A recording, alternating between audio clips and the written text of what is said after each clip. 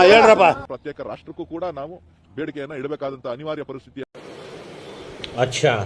ಸುರೇಶ್ ಅವರೇ, ದೇಶ ವಿಭಜನೆಯ ಮಾತನಾಡ್ತಾ ಇರುವಂತವ್ರು ನೀವು. ನಿಮಗೆ ಈ ಸಂಸತ್ನಲ್ಲಿ ಮಾತನಾಡೋ ಹಕ್ಕಿಲ್ಲ. ದಯವಿಟ್ಟು ಸುಮ್ ಕೂತ್ಕೊಳ್ಳಿ ನೀವು.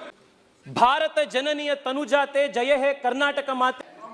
ಭಾರತ ಜನನಿಯ ಸುಪುತ್ರಿ ಆ ತನುಜಾತೆ, ಅವಳು ಕರ್ನಾಟಕ ಅಂತ. ಸುರೇಶ್ ಅವರೇ, ದಯವಿಟ್ಟು ಕೇಳಿಸ್ಕೊಳ್ಳಿ. ಇದನ್ನ ದಯವಿಟ್ಟು ಕೇಳಿಸ್ಕೊಳ್ಳಿ. ರಾಷ್ಟ್ರಕವಿ ಕುವೆಂಪು ಅವರು ಕಿವಿಗೆ ಹಾಕೊಳ್ಳಿ ದಯವಿಟ್ಟು. ರಾಷ್ಟ್ರಕವಿ ಕುವೆಂಪು ಅವರು ಪ್ರತ್ಯೇಕತಾವಾದದ ಬಗ್ಗೆ ಮಾತನಾಡ್ತಾ ಹೀಗೆ ಹೇಳಿದ್ರು: ಪ್ರತ್ಯೇಕತೆಗಾಗಲಿ ವಿರೋಧಕ್ಕಾಗಲಿ ಸ್ವಲ್ಪವೂ ಅವಕಾಶ ಇರಬಾರದು. ಭರತಖಂಡ ಮರದ ಬುಡ, ಪ್ರಾಂತಗಳೇ ಅದರ ಕೊಂಬೆಗಳು. ಬುಡ ಕಡಿದ ಮೇಲೆ ಕೊಂಬೆಗಳು ಅಲ್ಲೇ ಇರುತ್ತವೆಯೇ?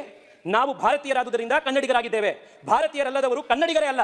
ಈ ಭಾವನೆಯನ್ನೆಂದೂ ಮರೆಯಬಾರದು. ಅದು ನಮ್ಮ ಜೀವನದ ಮೂಲ ಮಂತ್ರವಾಗಬೇಕು, ನಮ್ಮೆಲ್ಲ ವ್ಯವಹಾರಗಳ ಸೂತ್ರವಾಗಬೇಕು ಅಂತ ಕುವೆಂಪು ಅವರು ಹೇಳಿದ್ರು. ಕುವೆಂಪು ಅವರ ಆಶಯಕ್ಕೂ ಕೂಡ ಇವತ್ತು ಕಾಂಗ್ರೆಸ್ ಪಾರ್ಟಿ ಇವತ್ತು ವಿರೋಧವಾಗಿ ನಡ್ಕೊಳ್ತಾ ಇದೆ. ನಮ್ಮ ರಾಷ್ಟ್ರಕವಿ ಕುವೆಂಪು ಅವ್ರಿಗೂ ಕೂಡ ಪ್ರತ್ಯೇಕತಾವಾದದ ಮಾತನಾಡಿ ನೀವು ವಿರೋಧ ಮಾಡಿದ್ದೀರಿ, ಅಪಮಾನ ಮಾಡಿದ್ದೀರಿ.